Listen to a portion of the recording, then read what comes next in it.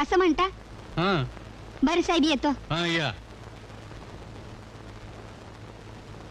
घराभर त्या जाळू नगस. माझं ऐक, हे पातळ घे, आत नोट आहे 100ची आणि एवढं मागलेलं नाही. निवडणुकी दिवशी याच शिक्का मारायचा आणि मागल्या दारानं ताट, तांब्या, वाटी स्टेनलेस स्टीलची घ्यायची आणि गुमान जायचं घरला.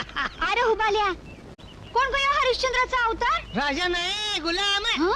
रंग्या कुठायस तू रत्ने?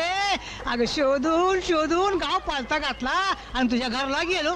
तुझ्या घरात तुझं खोकाड बसलं होतं. आवासून